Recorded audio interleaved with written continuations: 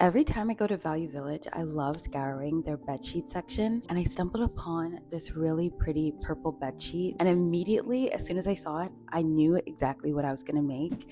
I've been seeing all these beautiful drawstring skirts lately. I want to do a cost breakdown of the materials and the labor of this project. At Fabricland, I got purple thread for $6.22. For fabric, I went to Value Village and I found a bedsheet and I got it for $7.10. So when it comes to the materials, it cost me $13.32. Now I want to tack on labor cost. I think there's this misconception of making your own clothes is cheaper than going out and buying it, and that is not the case. Where I live, minimum wage is $17.60. I spent roughly 6 hours on this project, which means my labor alone is $105.60. So this whole skirt cost me $118.92. I have my pattern pieces ready to go. I have my pocket pieces, and for that I just traced my hand. Then for the front and the back of the skirt, because it was a fitted bedsheet, I cut off the elastic, laid it flat, and then cut it so it was a rectangle, and then folded that rectangle in half and cut that, so then I would have two identical rectangle pieces. For the first step, I'm going to serge it, but I don't have a serger, so I'm pretty much going to do an overlocking stitch. I went shopping for the thread and I didn't bring the fabric, and I realized that I will never do that again because it's final sale when it comes to thread at Fabricland, and I thought I got the perfect shape, but as you can see, I did not. But when it comes to the serging or overlocking, I think I'm going to do it in black. But before I start, safety first.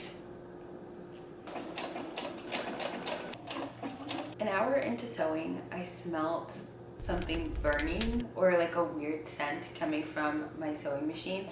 This isn't the first time I smelt it, but I said, let's do the responsible thing and stop sewing and kind of figure it out. I opened up my sewing machine, cleaned it out, and then it was still kind of going on. So I stopped and I went all the way to Fabricland and I got some oil from my machine, took it apart once again, and I oiled it. So I hope that's gonna solve the issue, fingers crossed. So I'm gonna start sewing again and we're gonna see how this goes. I think the oil did the trick, guys. I don't know, I've only literally been sewing for less than 10 seconds, so the smell might come because it does take a while, but my machine feels better at least, so that's good. I can go fast, oh, and it doesn't make a sound. I feel spoiled.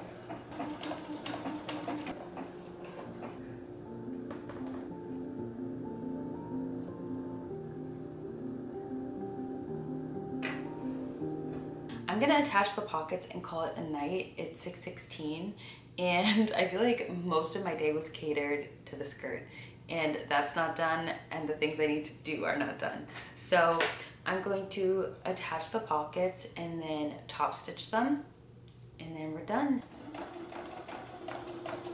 It's day 2 and I don't think this will be my last day because it's already 4 o'clock and I'm meeting up with my friend in a couple of hours. So I'm just gonna see how much I can get done in the meantime. I pinned both panels of the skirt together and I'm just gonna stitch around each side, attaching the skirt panels together. I just finished sewing the sides of the skirt and this is what it looks like on. Give you a little 360. Guys, it's coming together. Also, the pockets I kind of messed up on, but it's my second time making pockets, so I'm just happy they're functional. I'm kind of curious on how the pleating will look when it's all finished because it's not as wide as I wanted it to be.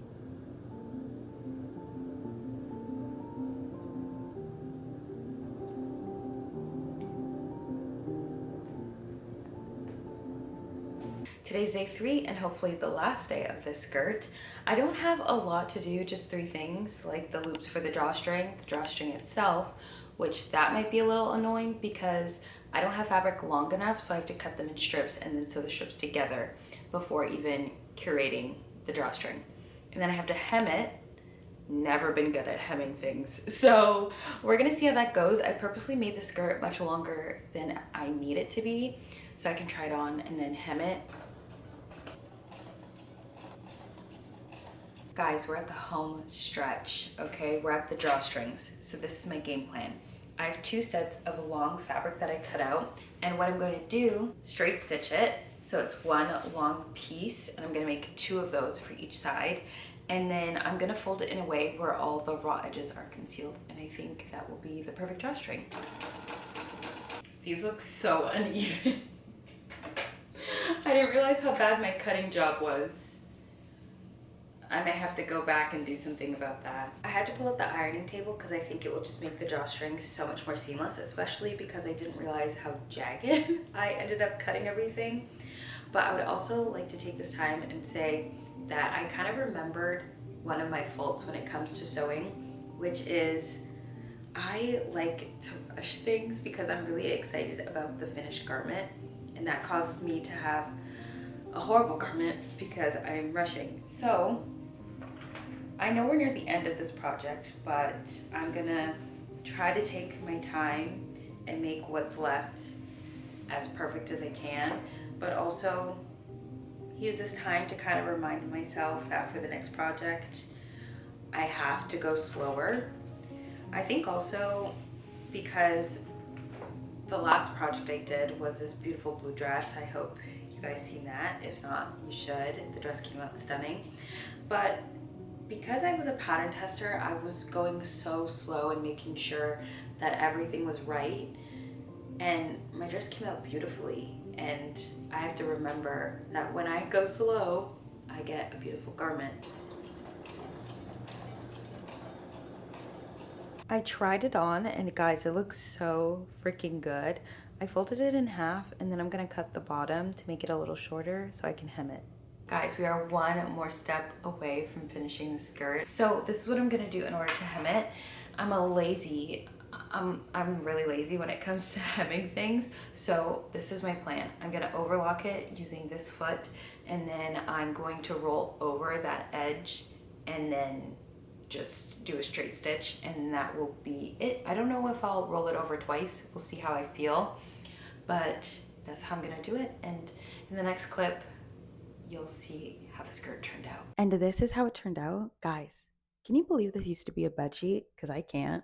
The next time I make this, and yes, there will be a next time, 1, I'm gonna make it in black, but 2, I'm gonna try the original measurements I kept seeing online, which is 2.5 times my waist, because I'm really curious as to how the gatherings look. But I will say it looks so good. I think with the 2.5 times my waist, I would have more opportunity to gather stuff in the back because I'm more worried about the front. So sometimes the back lacks gathering. So I think that would help a lot with those original measurements.